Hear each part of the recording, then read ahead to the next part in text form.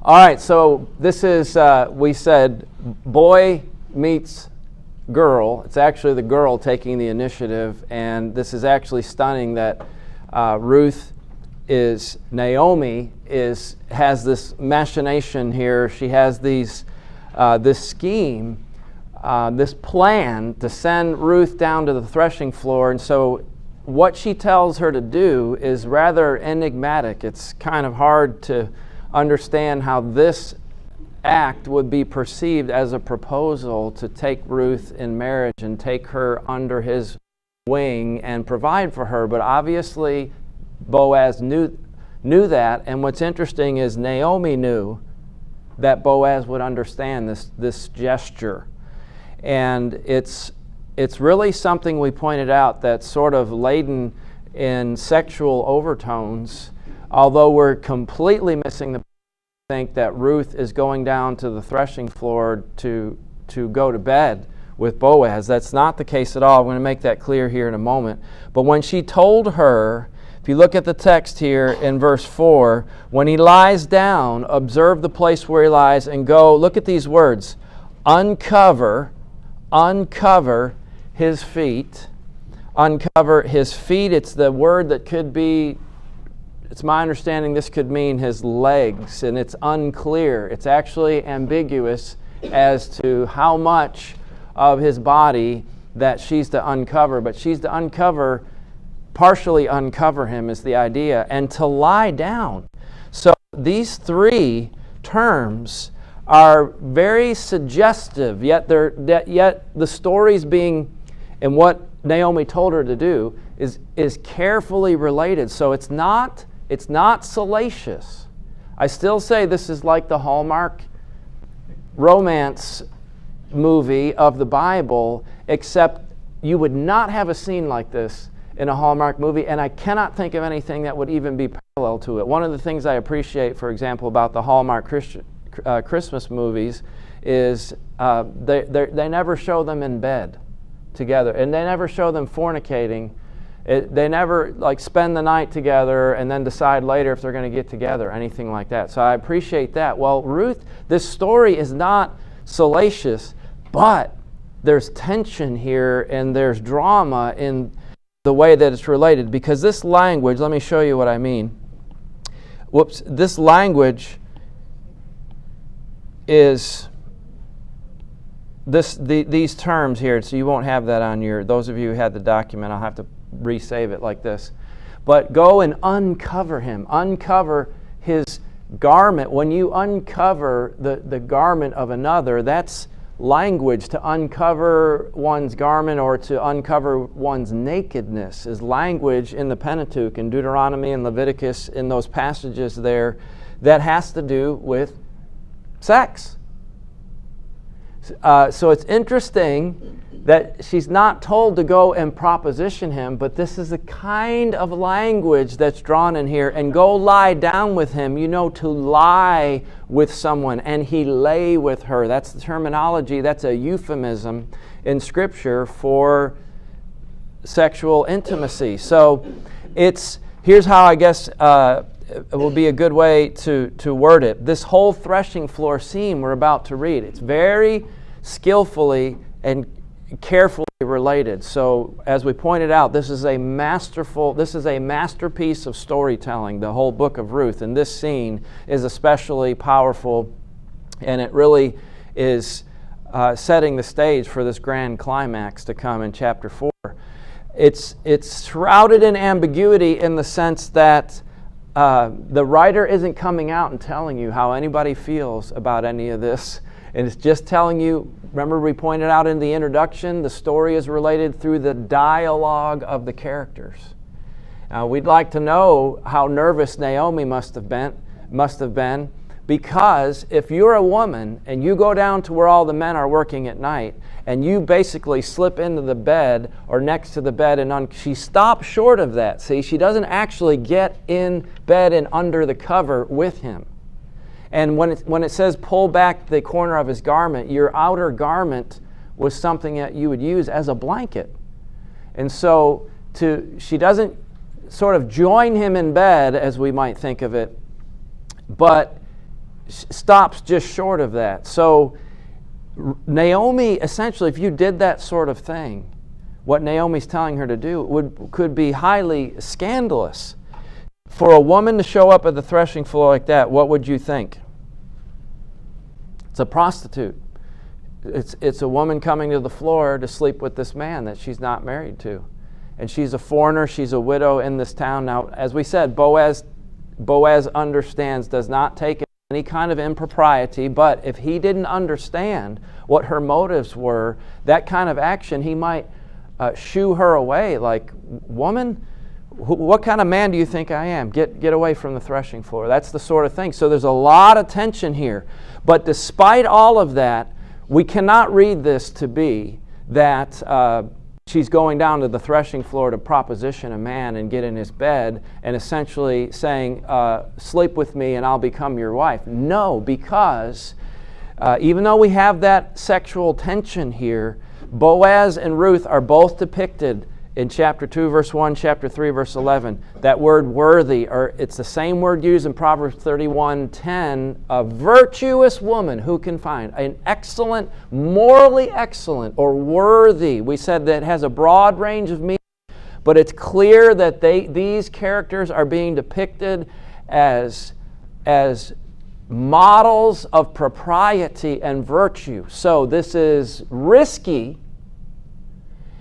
And it's, it's very exciting to think what she's doing here, but it's not improper. It just could be perceived that way, and that's why she has her do this secretly at night when everyone else is sleeping, and when he's asleep, she's to go slip in and do this to him. So this is extraordinary in the Bible. So it really is dramatic, and they are being presented. And the 3 times we find that word chesed used in the book of Ruth. Naomi is applying it to Ruth in chapter 1, verse 8, and then she's saying it essentially that God is displaying it through Boaz in chapter 2, verse 20, and then Boaz ascribes it to Ruth herself. And so these characters are the epitome of this righteous love, this steadfast love, this covenant faithfulness, this kindness it's translated in the book of Ruth. We see the broad range of meaning in this word as well, which is at the heart of the character of God. So these are godly people.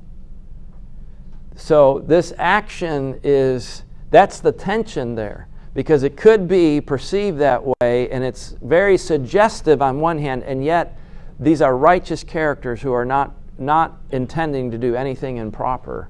In your studies, did you ever come across anything that indicated that this uncovering the feet was some type of a custom that they interested in you? I've not seen that it's a custom, except that it's language used to take the hem of the garment and put it over another one is language to cover them, to take them in and care for them. So she takes the hem of his garment, or takes his garment and uncovers his feet, perhaps to cover herself in a gesture of saying, I would like you to take me as yours and cover me with your garment, to spread your garment over me. That's the kind of language in the references we saw a moment ago. To uncover someone is sexually suggestive, but to be covered with someone's garment, with the hem of the garment, to put one's garment, I need to give you some references for that, but that's the kind of language that's used elsewhere. So it's quite impressive. So let's see what happens when she goes down to the floor. But let me make one more point about what's happening here.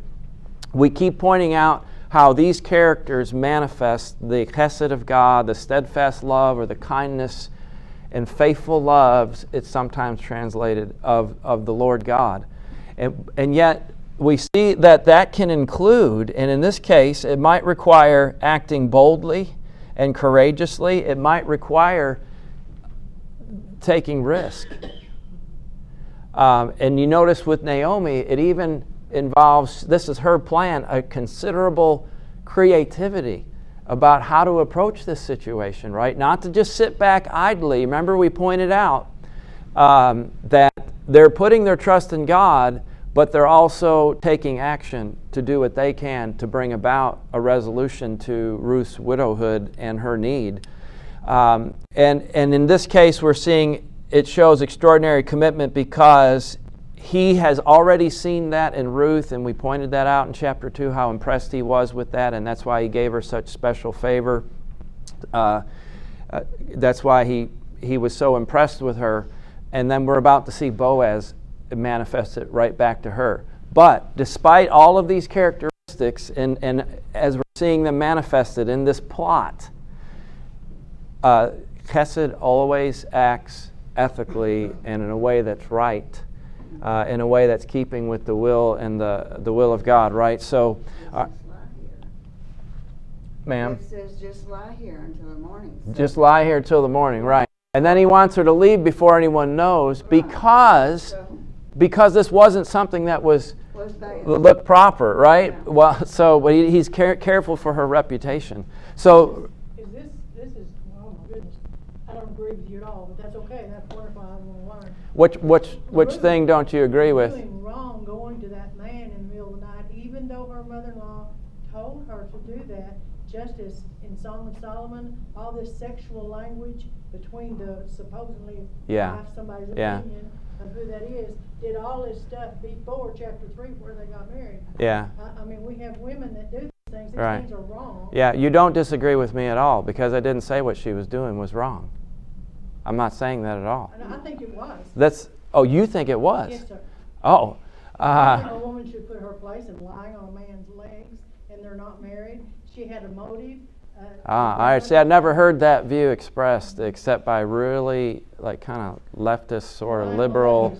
I'm not. No, what I didn't finish saying was, you read some very liberal biblical scholars, the kind that don't believe in the miraculous, and they explain away all the supernatural elements of the Bible, and they don't believe the text is actually inspired and all that. And you'll find commentators like that say she essentially went and got in bed with him and asked him have sex with me. That is not what is taking. I disagree with that completely. So I've never heard that view. Well, let's read it. So verse 6, what happens? She went down to the threshing floor and did just as her mother-in-law commanded. But she does more. She goes beyond that as well, because she didn't tell her to say anything. But what she says to him is beautiful. So when Boaz had eaten and drunk, and his heart was merry, and this doesn't necessarily mean he was drunk, but that he was refreshed from at the end of a long day of work to be able, let me give you an example of the sort of thing that I mean. He had eaten and had drunk, making his mood, I think, optimal, for this. Like Psalm 4 in verse 7, Psalm 104 in verse 15 talks about wine making glad the heart of man. It was a refreshment, and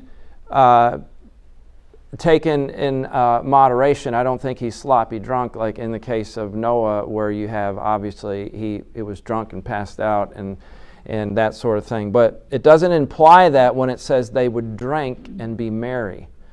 So he went, but it certainly did make you feel good. So he went to lie down at the end of the heap of grain. Now, isn't that interesting? Here's another little subtle detail given to us. There's a big pile of grain here on the threshing floor, and Boaz, remember chapter 2, verse 3, and she happened to come to the field belonging to Boaz. And he lies down, and well, look at this. He even says that, remember, and behold, and one translator said, and look who came along, and looky here, someone said, is the way we might say it in the South. In other words, he keeps giving these little statements like, look how all of this is unfolding. Look at all of these seemingly coincidental things that are making the whole situation ideal and facilitating the unfolding of this plan. So he lies down at the end of the heap of grain. Well, this was what allows her then to engage with him with no one knowing. So she came softly and uncovered his feet and lay down. So at midnight, the man, notice he says the man was startled. He's trying to get you to read it and existentially, to experience it, to see it, because he says, at midnight, the man was startled, and behold, And behold, there's that word again. And look what happened. And look, well, we know she's there. He just told us she went and she lay next to him. And behold, a woman's there. He's trying to put you in Boaz's shoes. This is what he sees. And behold, and there's a couple times we already saw that behold that indicate that kind of surprise. You remember when Boaz first goes out to the field.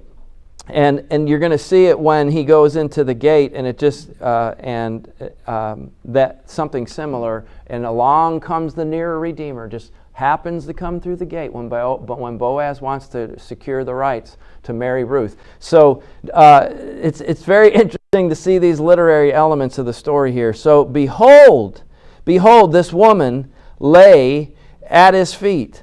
And he said, "Who are you?" So it's dark, and he doesn't even recognize her. "Who are you?" And she answered, "I am Ruth, your servant." Now she's using a different word. She's using a different word here. Earlier she used the form of a lowly slave girl. Now she's using a term that is of a higher status because she's trying to place herself in a position to be considered for marriage, for Boaz to ask her to marry her. We talked about how bold this was because, first of all, it's a woman asking a man, and even today that's not the common way that proposals take place. We talked about that Wednesday if you weren't here. Because she's a foreigner, asking an Israelite, and because she's a servant asking a landowner or a man of standing in the community, and she has no standing, and because she's young and he's old. All of this is incredible. They do not necessarily know how she's going to respond, except Naomi is sort of in her womanly intuition. She says, "He'll tell you what to do. He'll tell you what to do." Naomi is the character here who's guiding, her guiding hand is behind this. So what does she ask him to do? Spread your wings. Spread your wings over your servant. Now, this is what Boaz had asked God to do for her. "May the Lord, you've come to dwell. May the Lord bless you under whose wings you've come to dwell." And now she comes and says to him, "Will you spread your wings over me?" So notice Boaz pointed out, that's back in chapter 2, verse 12. "The Lord God of Israel, under whose wings you have come to take refuge." And now she's asking the very one who expressed that sentiment to be the answer to that prayer. So he said, Boaz expresses this wish for her, and then Boaz becomes the answer to his own prayer. Be the answer to your prayer. Act in a way to fulfill what you're asking God to do in your prayers. This is one of the beautiful ironies of it. She adopts that same language that he used, that wish that he expressed to her. You've come to dwell under his wings and take refuge. And so she asked him, would you be the one that the Lord uses to spread his wings over me and give me refuge? So look at how beautiful this is. Spread your wings over your servant, for you are a redeemer. We've already pointed out the significance of that term and that idea. Notice down here, look how many times. Redeemer, redeemer, redeem, redeem. Either the noun or the verb form. And in the next chapter, the same thing. We'll just see it over and over and over. So this is a key emphasis, obviously, that he's acting in the part of a Gael, or a kinsman who is in a position to take care, provide for some need in the family. That's the general use. And in the legal sense, the technical sense, it referred to one who had a right to redeem land and to raise up a descendant to someone who died without an heir. So the term, I think, is being used in the general sense. Would you be a Gael? Would you take care of me? Would you be the one who acts on my behalf? And he's going to go and use it even beyond that in the technical legal sense, to redeem her in the name of Abimelech, Naomi's husband, who has died. He's gone, and he has both of his sons are dead, and there's no one to raise up. There's no one to take his family name and property and maintain his name among the people. Boaz is going to offer even go beyond. What did we keep saying that chesed is?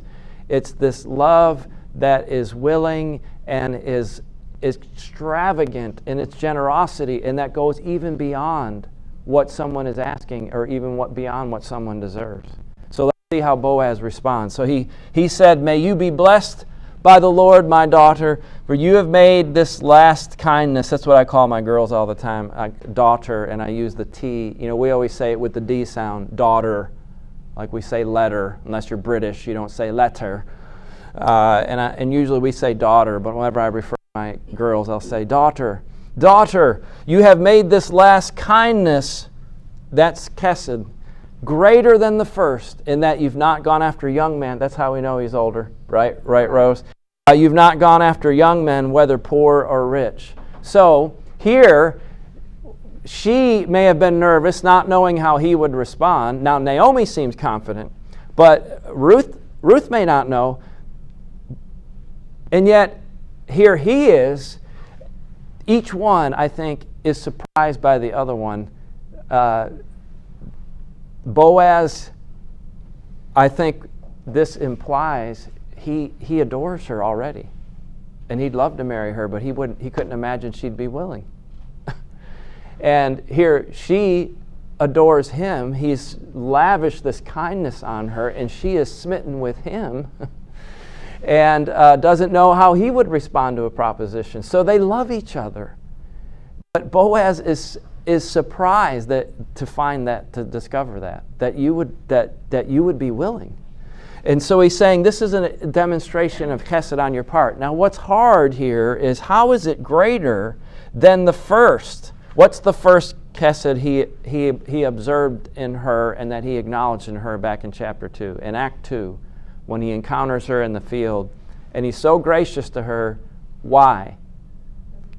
He heard of all the kindness that you had shown to your mother-in-law, how you left your father and mother and your people. In other words, she gave up marrying and creating a family for herself in order to take care of this woman and go to a strange land and adopt her ways and her people and her God. And he heard all of that about her. That's the first kindness. How is proposing to an old man, this young girl, this young, beautiful in character? She may have been beautiful to behold as well, but it's very interesting to me the text doesn't tell us that, because I think even if she was a looker, even if she was beautiful, the narrator wants us to focus on the fact that Boaz is drawn to her character, her godly character. Well, how is that greater than what the kindness she had shown to Naomi? You mean it's a greater kindness to go find a man to marry you than to take care of Naomi? Well, to me, that's puzzling. Doesn't make any sense unless he's seeing not just that she's asking him, would you spread your wings over me and take care of me and marry me so that I can have a husband to take care of me and have children. He sees now she's willing to do this for Naomi. She's willing to offer for Boaz to be the Gael and to raise up a son to take the name of Naomi's husband and perpetuate his name in Israel. Because when they get together, and spoiler alert, sorry, they get together, Sean, and have a baby at the end. So, sorry, if you didn't know. When they have that baby, the town considers it whose baby? Naomi's. It's her grandchild. But they say, the Lord has blessed you, Naomi, now with it. So Boaz sees an even greater gesture now. He's overwhelmed now that she cares this much for Naomi. She's not just acting out of self-interest, in other words. He sees an even greater kindness, and that she could have married someone else. And if she did, Naomi doesn't have an heir. If she married someone else outside the clan, outside the family, outside the tribe, there's no one to raise up. anyone for Naomi. She selects the Gael, the relative, the kinsman redeemer who's in a position to do something for Naomi, even though he's an old man, even though he's older, because she cares. First of all, I think she loves him because of how kind he's been, and because she cares about Naomi. Both. I think both, right? This is so beautiful that if you really immerse yourself in it and read it, just like a woman watching a Hallmark story, you start bawling, right? So now, my daughter, do not fear, for I will do all that you ask. Now, by the way, Naomi said, go down to the threshing floor and he'll tell you what to do. But she did more than that. She said, spread your wings over your maidservant, over your servant. She uses a higher term. And at the end, she's going to go from being a slave girl, she says basically this low term for a slave of no status, now to being someone of a higher status, and at the end she's going to be a wife. She's going to have full status as a wife. So we'll see that progression when we get to the end. So now I will do all that do not fear. I will do all that you ask. Verse 11, for all my fellow townsmen know that you are a worthy woman. That's why I say it's okay that we disagree on this Anna, but that's why I say he doesn't perceive her as making an outright sexual advance, but to do something that is sort of symbolically like that. Maybe think of it this way. Isn't it funny in the old films, because of the sensitivity toward sexual matters, look how much this has changed in our culture. Now you can turn on the television and primetime TV and see transgenders in bed half naked together in a sex scene. But back, like for example, in the Dick Van Dyke Show, they had separate beds, right? Those shows. Now everyone knows married people sleep in the same bed. I was watching an old black and white film. It was an MST, and they're I wish I could think of the title. And they're sleeping in separate beds. It's their honeymoon. They get married and they arrive at the place where they're going to be for the honeymoon, and he has his bed over there and she has, really? Everyone knows they sleep in the same bed together. That Dick Van Dyke and his wife, Mary, right? Mary, they sleep in the same bed together. Laura, that didn't sound right, yeah. The actress name was Mary Tyler Moore. Yeah, I was confused-ified there. Oh, Rob! I remember her saying that all the time. Well, okay, maybe this is sort of like this. It'd be like sort of going into that bedroom where there's another bed and sort of sitting down in that bed and putting your hand on the bed and saying, would you join me? Would you take care of me? Would you come and marry me? It's not like she's trying to undress him to have sex with him. But it's a delicate gesture, but there is some overtones to it. So it's very bold, right? But these things influence society. Those TV shows. Oh, well, sure. My grandparents took me to some of their friends, me and my brother, to some of their friends, and they had separate beds. Elderly couple already. They slept in separate beds. Oh, well, yeah, well, once you reach a certain stage of marriage, it's sort of a burden to sleep in the same bed, right?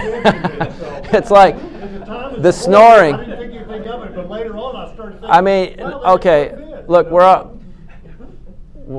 all almost all adults here. I mean, you can schedule times you want to go sleep in the same bed together. When you're older, it's like, hey, you're snoring. I'm going to sleep in the other room.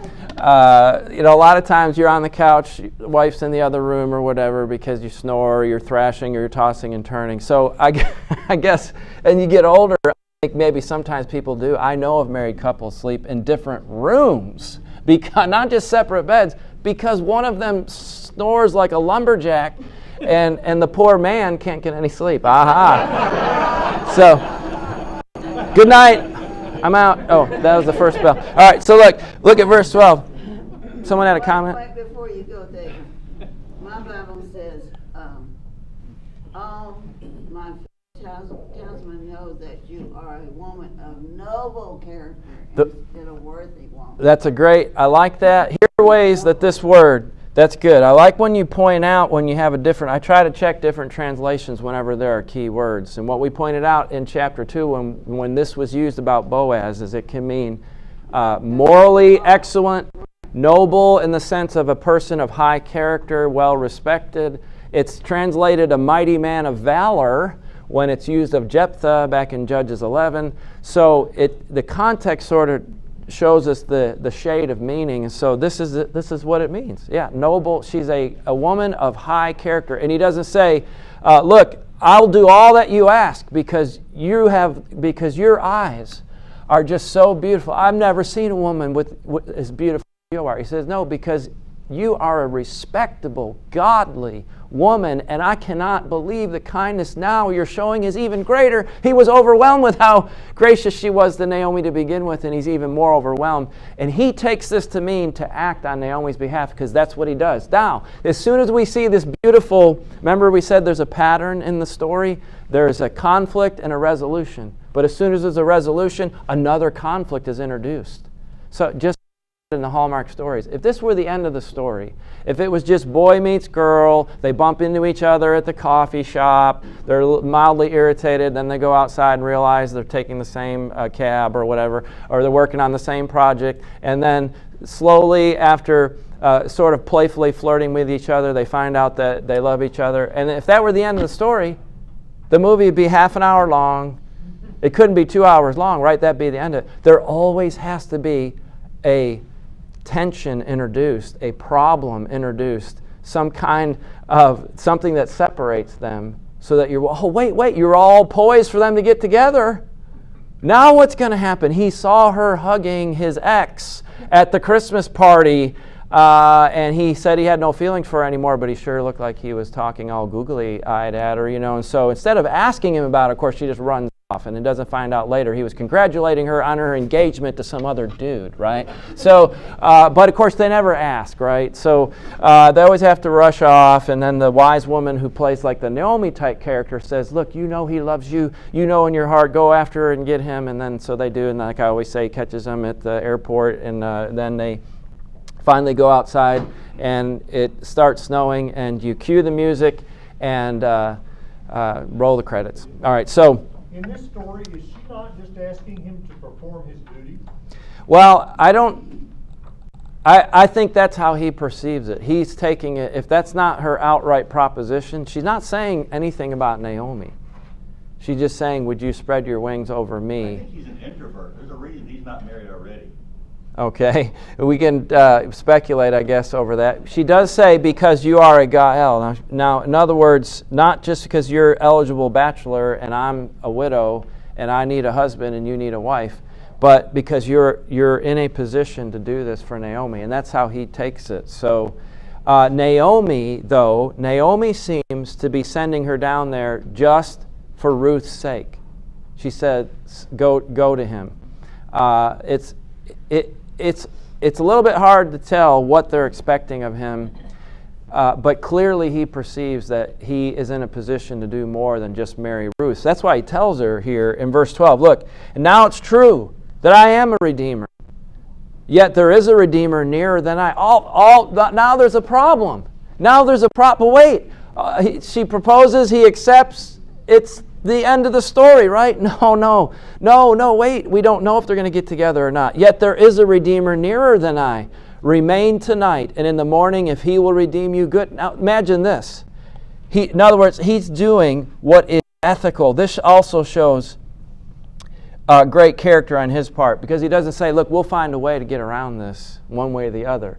No, he's doing, Chesed also acts in keeping with the law and what's right, and he's not going to try to impose himself before someone else who has a right to Elimelech's property, Naomi's husband's property. He can step in, and at this time in Israel's history, they connected that right of redemption to raise up a descendant with taking the property of that person as well. So those things were linked together. So here's the point. He says, if he will redeem you, good, let him do it. Well, of course, neither one of them wants him to do that. But if he's not willing to redeem you, then as the Lord lives, this is a solemn oath.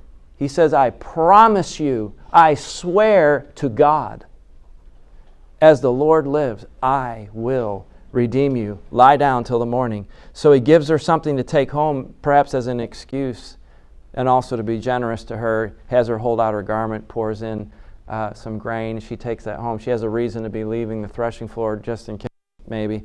But he's generous to her again, and she goes home and tells Naomi. And what does Naomi say? She won't look at the end of the chapter. The end of the chapter there. Do I have it? All right, let me just finish with this. This spread your wings. What is she asking him to do? This passage is very important, Ezekiel 16:8, where the Lord says to Israel, when I passed by you and saw you, and you were the age for love, here it is. This is the verse I was thinking of. I spread the corner of my garment over you and covered you, and I made a vow to you, and I entered into a covenant with you, and you became mine. And I bathed you with water and washed the blood off of you, and I clothed you, and I adorned you. And so this is the idea of would you spread your wings over me? This is a way of saying, would you make a promise to love me, to take me under your wing and make me yours? Would you promise to take care of me and be mine? Isn't that beautiful? It is so beautiful. And he says, I will do it. But wait, what if the other person wants to do it ahead of her, wants Elimelech's property, and Ruth goes along with it? That's okay too. No. So, wait, that's when we get to the next chapter. Here's where the tension is. When they get the man in the gate and they're essentially in court settling the issue, and he says, will you redeem the land? And he says, yes, I will. Can you imagine how Ruth's heart must have sunk? I think she was there. What's going to happen? Well, if the women knew what was happening, or Boaz's heart, yes, I will redeem it. And he says, oh, well, Ruth goes along with it. What's going to happen? Stay tuned. We'll be back to finish the book of Ruth. Yes, finish the book of Ruth, Lord willing. Thank you. Boaz was either drunk or numb,